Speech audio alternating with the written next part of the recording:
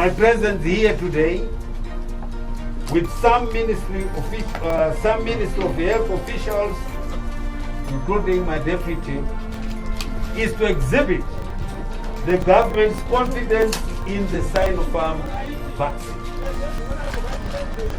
I have received my COVID-19 vaccine jab together with my deputy minister and my staff.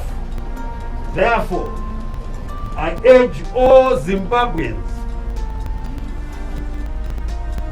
to be vaccinated at their nearest health centers. It is important. Life can never be bought.